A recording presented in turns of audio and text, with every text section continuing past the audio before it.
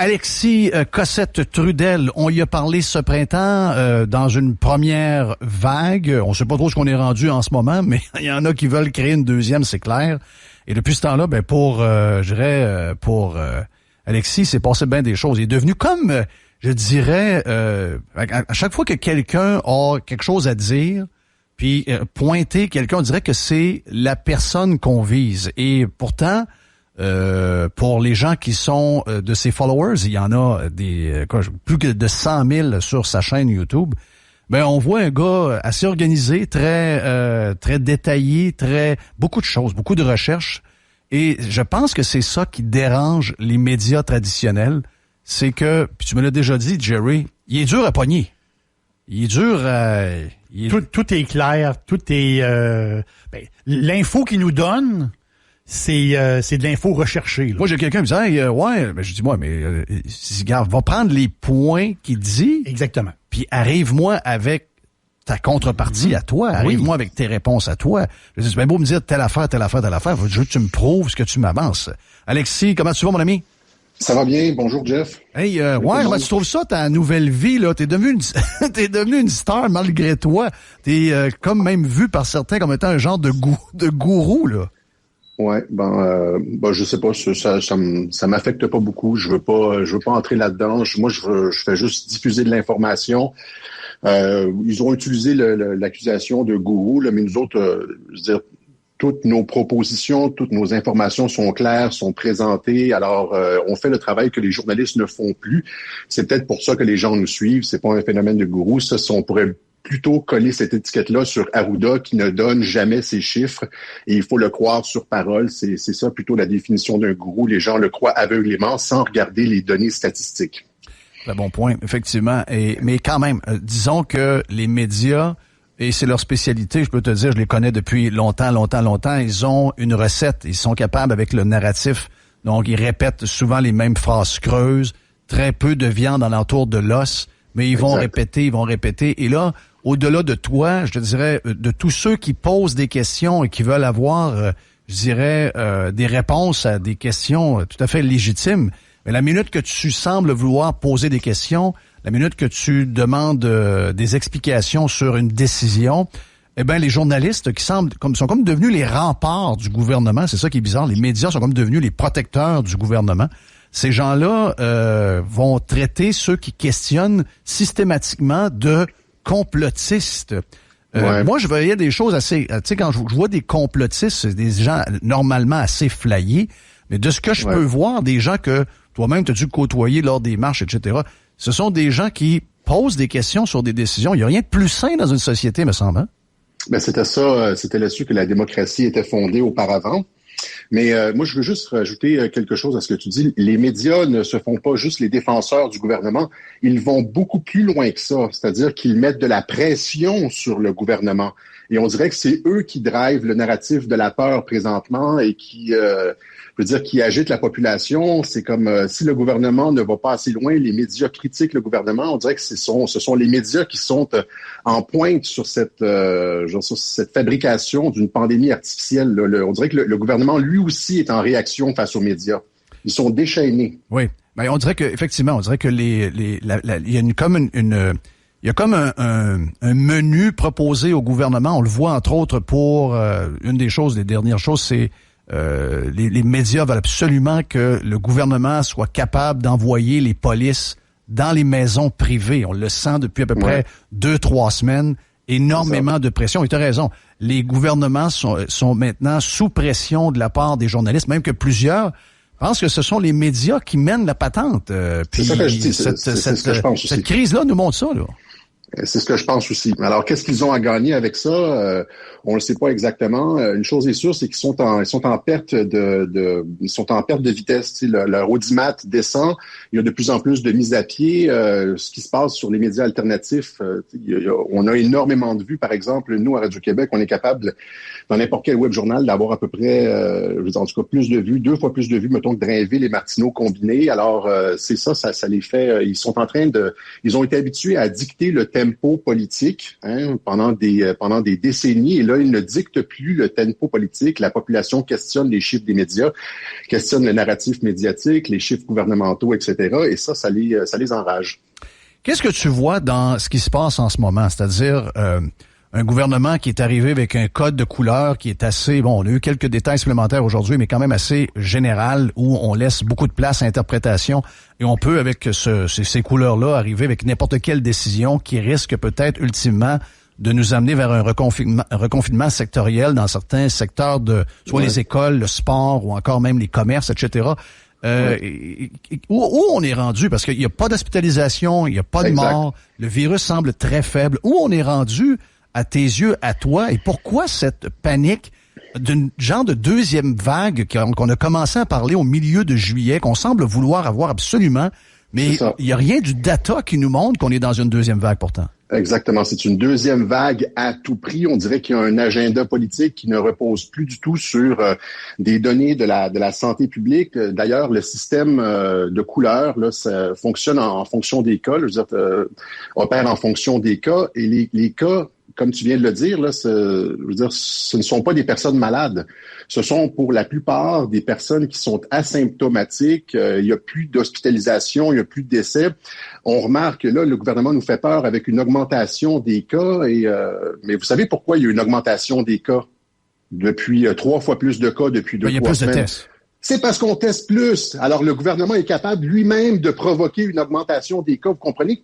C'est de l'ingénierie, c'est-à-dire qu'il, s'il veut, le gouvernement est capable de faire passer une région du vert au jaune en augmentant le nombre de tests, tout simplement. Ça ne repose pas sur une réalité organique sur le terrain. Par ailleurs, quand on teste positif, je ne sais pas si tu as vu passer cet article du New York Times qui a été repris partout dans le monde par la BBC, etc. Il y a 2 semaines, qui explique que jusqu'à 90% des tests positifs pourraient être des faux positifs parce que les tests PCR qu'on utilise présentement détectent n'importe quoi. Ça va tester positif si tu as eu le virus en février dernier. C'est-à-dire qu'il est, selon certains médecins, jusqu'à 1000 fois trop sensible et il détecte n'importe quoi. Jane Philpott de la santé publique en Ontario, c'est la Arruda ontarienne, a dit que quand tu testes une population at large, comme ça, là, asymptomatique, on obtient jusqu'à 50% de faux positifs et donc ça sert à rien. Tout ça, c'est su de la santé publique. Alors pourquoi ils font exactement ce qu'il faut pas faire? Pourquoi ils testent comme ça des populations asymptomatiques et ce qui produit des faux positifs, juste entre 50 et 90% de faux positifs. Donc, prends ton 200 cas ou ton 250 cas d'hier ou avant-hier, puis, je veux dire, calcule qu'il y en a à peu près juste 10 ou 10% qui sont valables, ou au mieux 50% qui sont valables. Tout ça, c'est je veux dire, des personnes qui sont pas malades et qui iront pas à l'hôpital. Ben, c'est la base. Sérieux, c'est la base. Au moins de savoir qui sont malades. La vraie question, c'est est-ce qu'il y a vraiment des malades en ce moment? Si les maisons pour personnes âgées sont protégées, si on fait tous les protocoles qu'on a dû apprendre pendant la première vague, ça semble assez tranquille. On ne sait pas si c'est le testing qui est vraiment mauvais. On se doute que le testing est très mauvais. Mais en plus, rajouter à ça, peut-être que le virus en tant que tel est en train de muter, est en train de changer, de se transformer. Et on a un virus qui est peut-être pas plus grave que le rhinovirus qui nous attaque en ce moment avec des toux, des gens qui coulent du nez, etc. Parce que plein de gens sont touchés par une grippe en ce moment.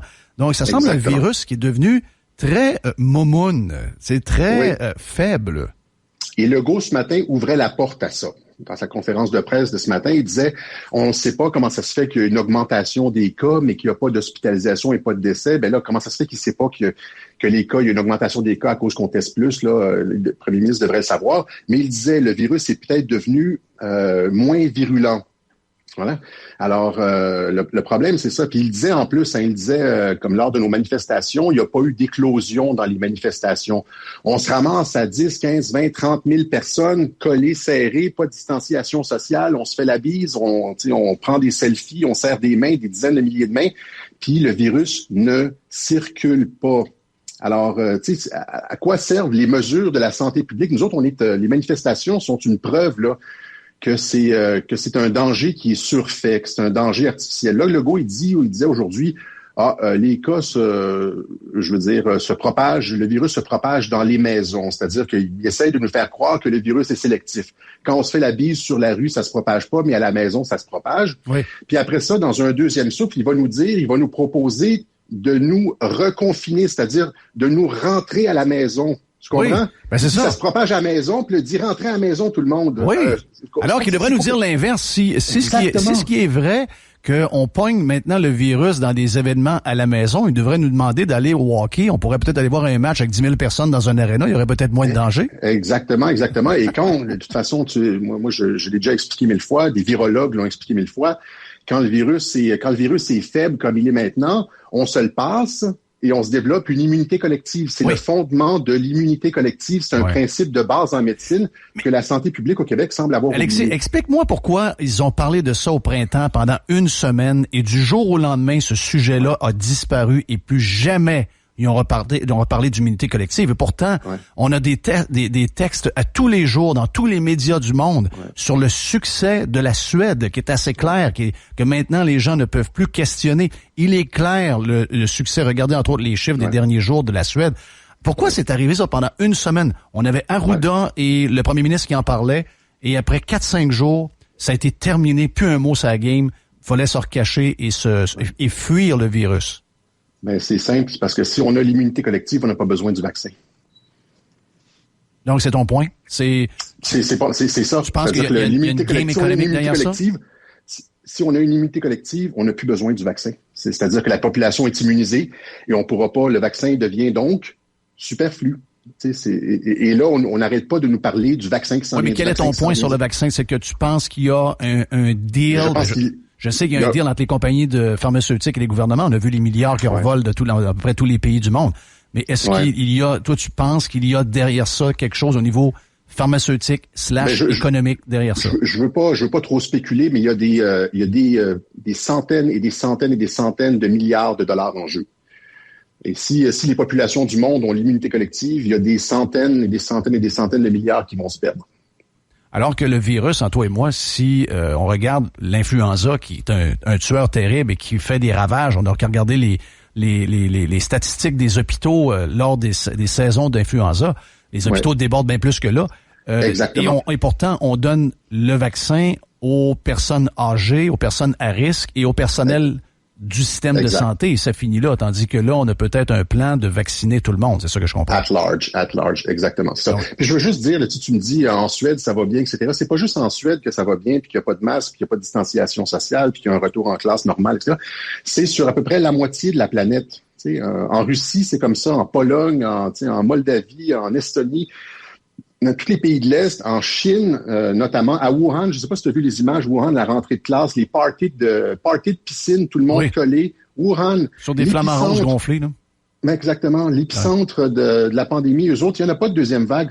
Les gens doivent comprendre que sur la moitié de la planète, c'est fini. Il n'y a plus de deuxième vague, il n'y a plus de hype, il n'y a plus de pandémie artificielle, les gens s'embrassent, etc. Puis c'est juste dans certains pays, là, où est-ce qu'on nous pousse une deuxième vague, puis ils sont pas capables de nous montrer un virus dangereux, c'est-à-dire il n'y a pas d'hospitalisation, pas de décès, etc. C'est une pandémie artificielle. C'est une deuxième vague, en tout cas, au moins une deuxième vague artificielle. Donc là, on va commencer, d'après toi, on va commencer à revoyager quand? Nous autres, on a hâte de revoyager. Là, on a su ce matin que les frontières aux États-Unis et le Canada fermées jusqu'au 21 octobre. Il y a des spécialistes qui nous disent ce sera pas avant le début de 2021. Regarde, alors comme si le virus était pire ailleurs qu'à un autre endroit. C'est comme si les Canadiens avaient peur de venir au Québec alors qu'on aurait en principe la moitié des cas au Canada. On devrait peut-être isoler le Québec du reste du Canada. Ça fait enfantin un peu cette histoire-là de vouloir nous protéger à travers les frontières et les avions. Il y a un bout que je pogne pas là-dedans. Là. J'essaie de comprendre c'est quoi leur stratégie, je la pogne pas tout. Il y a personne qui comprend les mesures de la santé publique. Je veux dire, elles sont totalement incohérentes. Comme on disait tout à l'heure, les manifestations ne provoquent pas d'éclosion alors qu'on est tous collés 10 000 ensemble. Mais dans le transport en commun, par exemple, là, c'est très dangereux. Tu comprends? Après ça, tu parles des frontières, etc. Il y a pas de logique. Le fait est que toute leur politique ne repose pas sur des données fiables, vérifiables. Je veux dire, tu sais, tu as juste à prendre, comme mettons, le cas de la, comme tu disais tout à l'heure, le cas de la Suède et le Québec. Ça, c'est un excellent test en double aveugle. C'est-à-dire, tu as un pays qui n'a pas imposé de max, puis qui n'a pas imposé de confinement. Oui. Tu as un pays qui l'a fait, puis le virus s'est comporté exactement de la même façon dans les deux cas. Donc, tu sais, puis on essaie de nous faire croire que c'est le confinement qui a sauvé les vies. C'est complètement ridicule. Tu sais, et comment tu penses que ça va finir, ça? Mettons que on va passer la crise, le virus disparaît complètement. Il n'y a jamais un virus qui dure 3 vagues. Là. Quand il y a un virus, il peut y avoir une première vague, il peut y avoir peut-être une deuxième vague. Il y a très rarement une troisième vague. Donc, ça va finir, on le sait. Mais à un moment donné aussi, il va falloir faire un bilan. Il va falloir comparer, excuse-moi Alexis, il va falloir comparer les stratégies, comme tu viens de dire, entre ceux qui ont fait beaucoup de mal à la vie sociale, à l'économie, etc., et ceux qui ont limité, comme la Suède ou d'autres pays, comme tu as dit tantôt. Il va falloir faire un bilan de ça. Est-ce que tu penses qu'on sera capable de s'auto-critiquer et surtout d'avoir des gens qui vont payer le prix des mauvaises décisions qu'ils ont prises, parce que ça a d'énormes conséquences. Le Canada s'est endetté de 400 milliards ou à peu près depuis le mois de mars et c'est loin d'être terminé. On ne sait pas ce que l'économie nous réserve, on ne sait pas ce que l'avenir nous réserve. Donc, il y aura quelqu'un à un moment donné qu'on devra questionner sur le chaos qu'ils ont provoqué et on devra se comparer avec ceux qui ont fait complètement autre chose. Et moi, je pense que ce que la Suède a fait, c'est magique parce qu'on a, comme tu le disais, on a un laboratoire qui a fait complètement l'inverse et on a le Québec qui est allé à l'autre extrémité. Mais à un moment donné, il va falloir faire une étude de cas et savoir qui avait raison. Et là, le temps est vraiment contre nous autres, là. Oui, c'est ça. Et, mais ils ont bien pris la peine de couvrir leurs traces. Je rappelle que Horacio Arruda, la santé publique, ont empêché de faire des autopsies sur les décès déclarés, sur tous les cas présumés de COVID. Donc, il y a pas eu d'autopsie de performer. Donc, on est obligé de prendre leurs chiffres pour du cash. On peut revirer ça de bord en disant qu'on n'a aucune certitude sur le nombre exact de décès du COVID au Québec, principalement parce qu'il n'y a pas eu d'autopsie et que quand on regarde ailleurs les endroits qui ont opéré exactement comme le Québec, c'est-à-dire comme aux États-Unis, en Italie, etc., on se rend compte, tu sais, je veux dire, en engrangeant tout le monde par principe de précaution dans le COVID, là, comme a dit François Legault, dès qu'il y a un décès, par principe de précaution, on le met dans le COVID, etc. Les pays qui ont fait ça, qui ont après coup, réévaluer le nombre de décès effectifs du COVID ont revu à la baisse. C'est-à-dire qu'aux États-Unis, le Center for Disease Control a effectivement stipulé que seulement 6% des décès aux États-Unis étaient dus au COVID lui seul. Le reste, c'est de la comorbidité, c'est-à-dire que le COVID est présent au moment de la mort. Cette nouvelle-là a été complètement enterrée en passant. C'est sorti il y a quoi, 2 semaines et demie. Exactement. Il y a juste les gens sur les réseaux sociaux qui se relayaient les articles concernant cette nouvelle-là, mais jamais ça a été jasé ici, 0. Puis en Italie, le Arruda italien a admis dans un article du Telegraph que c'était 12%. Donc c'est quelque chose dans les pays qui ont opéré comme le Québec en engrangeant dans la catégorie COVID tous les décès, par exemple, dans les résidences de personnes âgées. Aux États-Unis et en Italie, c'est 6% et 12% respectivement de décès qui sont purement COVID. Le reste, c'est des cancers, c'est des AVC, etc. Alors, divise le nombre de chiffres. Au Québec, on peut rajouter, moi, je pense que dans toute la gestion, le fait qu'ils ont perdu 20 000 employés dans les CHSLD, je pense que beaucoup de ces gens-là sont décédés parce qu'ils n'ont pas eu leurs médicaments qu'ils devaient avoir à l'heure qu'ils devaient l'avoir. Manque d'eau, c'est des gens qui ont besoin d'être hydratés très, très, très régulièrement et aussi de malnutrition parce que probablement que... Écoute, on a entendu des histoires d'horreur. Une personne de 22 ans qui est en train de s'occuper de 2 étages de CHSLD, c'est impossible pour cette personne-là d'être capable de subvenir aux besoins de tout le monde. Exactement. Alex, vas-y donc, Jerry, une dernière question pour Alexis. Mais moi, c'est une réflexion et une question aussi, c'est que moi, je suis pas surpris du tout du succès de Alexis Cossette-Trudel. Je vais te dire pourquoi. Parce que pour entendre des débats, en fin de compte, c'est ça qu'on va entendre, des débats, des opinions, des débats. Il faut aller en France pour écouter des débats sur ce sujet-là. Ici, au Québec, on n'a rien. On est brave. Non, mais on l'a absolument, présentement, on l'a absolument rien. Donc, à part la messe du dimanche, là, tout le monde en parle, il n'y a pas de... Non, il n'y a pas de débat là. Je sais qu'il n'y a pas de débat là. Pas de débat, tout le monde en parle. Mais ce que je veux dire, c'est que, c'est ma question, est-ce que ça nous manque comme peuple d'avoir des tables rondes avec des débats, société, politique? Sans qu'on se traite de nom puis qu'on commence... Exactement ça. Est-ce qu'on aurait besoin de tout ça ici au Québec? Ben, c'est une question. Oui, mais c'est pour moi, c'est ça que je fais à Radio-Québec, c'est-à-dire que pour obtenir une information, je veux dire, des points de vue différents, je suis obligé d'aller prendre des clips, des débats en France de spécialistes français qui affirment des choses. Ici, il n'y a rien qui se fait par les médias. C'est complètement incroyable comme façon de traiter l'information. Est-ce qu'il t'invite? Est-ce que, mettons, Radio-Canada t'invite? Est-ce que tout le monde en parle t'inviter? Est-ce que t'es... Non, c'est le contraire. En fait, Drainville avait ouvert la porte à une discussion et puis tout de suite, j'ai pris la balle au bon. J'ai dit, bonjour Bernard Drainville, je suis prête à aller discuter des stratégies gouvernementales du COVID à votre émission. Et criquet, je n'ai jamais entendu parler de Bernard Drainville. Ouais. Bon. Non, je sais pas pourquoi ils ont... Écoute, moi, on a des points, on a pas mal de points communs. Je pense qu'il y a pas mal de points qu'on pense la même chose. Mais ils sont, je sais pas pourquoi. Moi, je suis prêt à débattre aussi avec beaucoup de gens. Mais il est mieux nous attaquer à distance. Oui. Alors que moi, tu sais, je vais donner un thumbs up cette semaine à la femme de Richard Martineau là qui s'appelle Madame Durocher. Madame Durocher qui a débattu avec Éric Duhem. Ça, pour moi, c'est tu sais, c'est pas une radio qui est vraiment encore une vraie radio. Ils sont en train de bâtir quelque chose. Mais au moins, les audios se sont promenés sur les réseaux sociaux. Mais ça, c'est un début de quelque chose. Mais Montréal est très, très froid à l'idée d'avoir des gens qui vont les faire réfléchir sur autre chose, les inviter. Pourtant, c'est très, très bon quand ça arrive. Tu sais, moi, hier, j'ai jasé avec Léopold Lauzon. Léopold est complètement à l'opposé de moi. Mais c'est toujours drôle. Ça fait un peu freak de temps en temps, mais c'est toujours le fun de voir des gens qui sont à l'opposé. Mais on est très frileux face à ça, vraiment frileux. C'est pas seulement qu'ils ne veulent pas de débat, c'est que dès que tu as une opinion contraire, comme tu disais en début d'émission, ils nous accusent de tous les noms. Oui, c'est ça. Tu comprends? Et ça sclérose un peu le débat. Quand tu lis les articles des journalistes, il y a très peu d'informations. Il y a très peu de matière cognitive, tu sais, à se mettre sous la dent. Ce sont des anathèmes, ce sont des étiquettes, ce sont de la dénonciation. C'est très faible. Oui, ils te définissent. Par les étiquettes, par les attaques, ils te définissent. Puis à partir de là, tu peux presque rien faire. Alexis, merci beaucoup. On s'en parle un de ces quatre. Les gens peuvent te suivre sur YouTube. Donc, à la prochaine, Alexis, qui, regarde, c'est quelqu'un qui a réussi à réunir beaucoup de monde. Puis moi, je vais vous dire que il y a certainement des complotistes dans la gang, mais moi, je connais beaucoup de monde qui sont loin d'être des complotistes et qui le trouvent excellent parce qu'ils amènent des choses que LCN vous amène pas, que RDI vous amène pas, qu'ils trouvent. Et souvent, les gens n'ont pas le temps d'aller fouiller sur les réseaux sociaux. Lui, Alexis il a décidé que sa vie tournait alentour de ça. Donc, toute la journée, il fait sa recherche. Quand il est prêt, il fait son genre de journal. Et là, il propose tout ce qu'il a trouvé. C'est pas tout le monde qui a le temps de faire cette recherche-là.